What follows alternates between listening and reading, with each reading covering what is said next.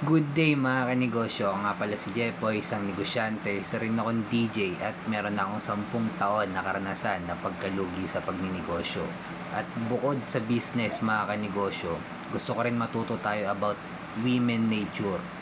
Kasi naniniwala ako, isa sa mga nagpapabagsak ng nabubuo nating or binibuild nating business empire ay ang babae, lalo na kung hindi natin alam or hindi tayo marunong or kung simpin tayo sa babae, lalo na ngayong 2025, ang daming malalambot na lalaki ngayon mga kanegosyo. Ano ba yung mga gusto ng babae? Or ano yung pinakagusto ng babae sa lalaki na hindi nila maitanggi? Or lagi pa nga nilang sinasabi na ayaw nila to? Ang pagiging bad boy mga kanegosyo.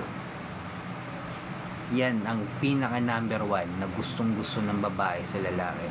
Bakit kamo?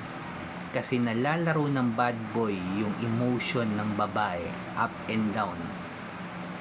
Hindi lang peaks na emotion na nabibigay tulad ng mga simpin or weak na lalaki sa babae. Dahil ang bad boy, alam nila na anytime,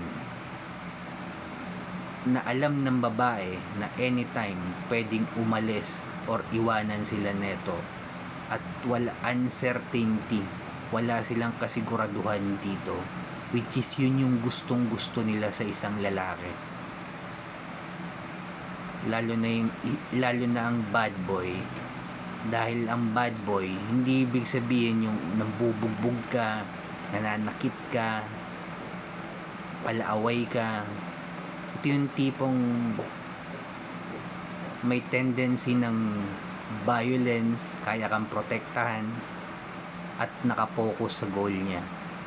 Hindi lahat ng bad boy yung nakikita natin na maraming tato or tambay. Hindi yan mga kanegosyo. Ito yung tipo ng lalaki na alam niya kung ano yung priority niya sa buhay at alam niya kung paano laruin ng emosyon ng isang babae. Peace.